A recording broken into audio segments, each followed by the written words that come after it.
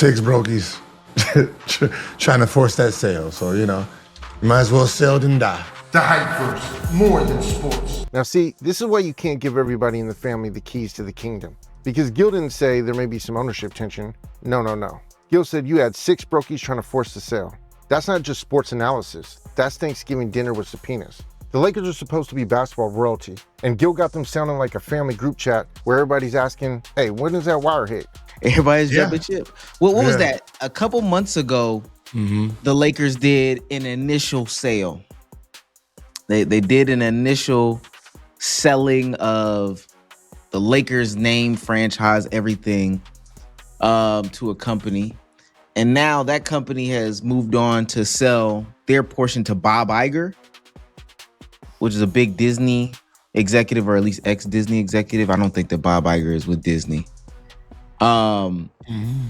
But with that being said, though, there's been some word on the curb about the Buss family getting up out of there as well. Okay.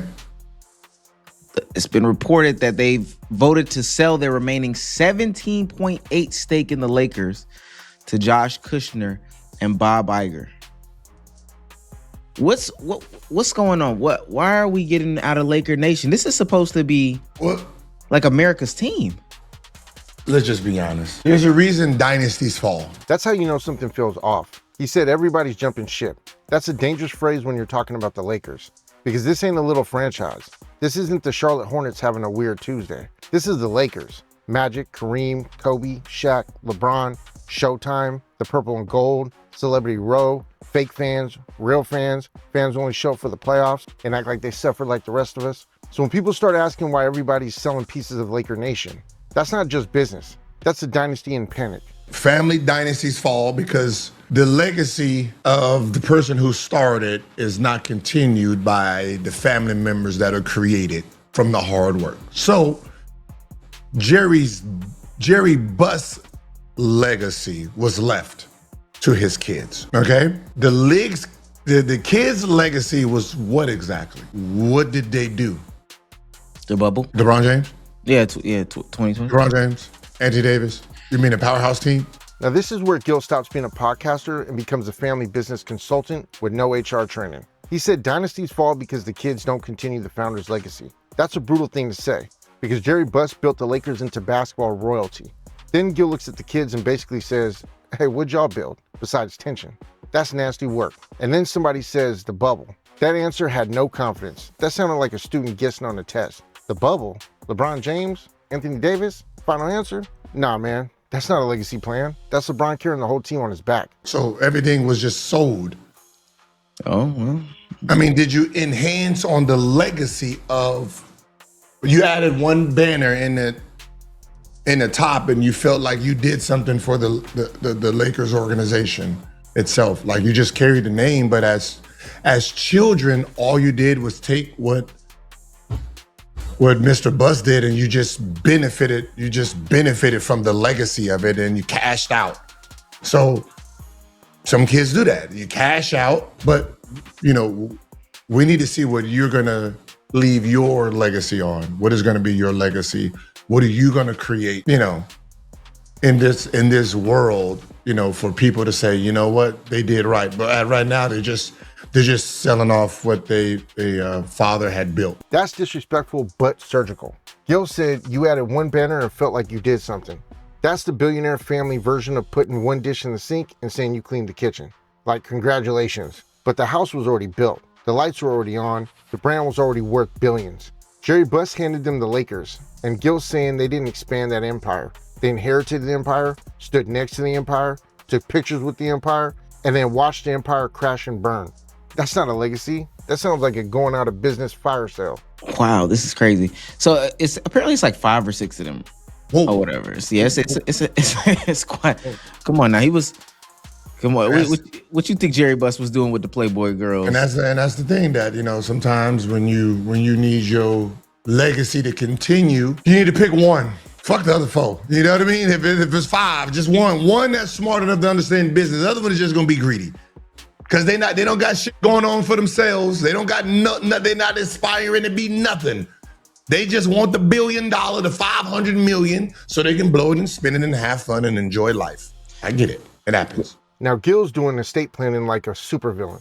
He said, if you need the legacy to continue, pick one. That's cold. But that's also the problem with family dynasties.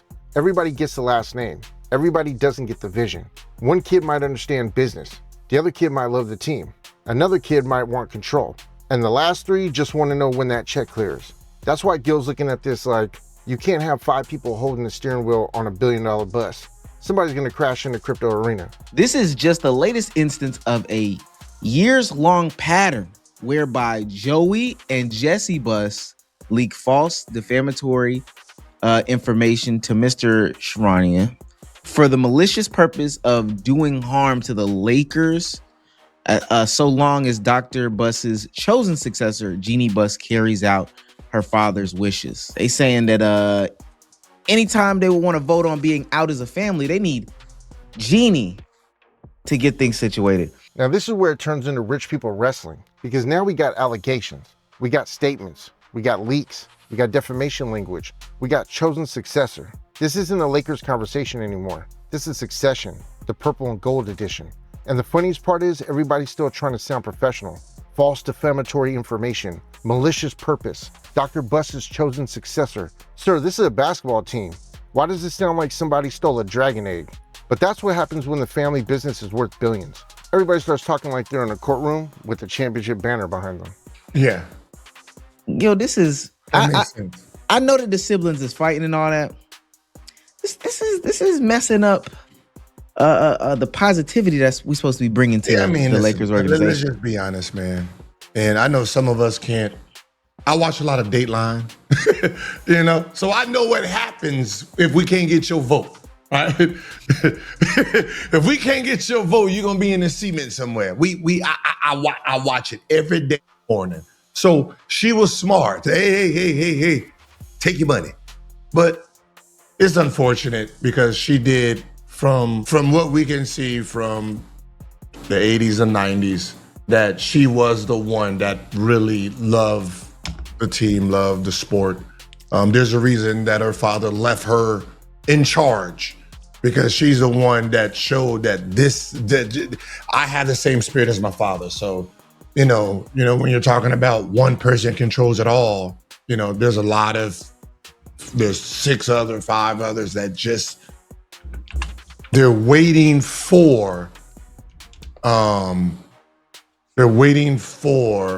money to be released. And, that stronghold sometimes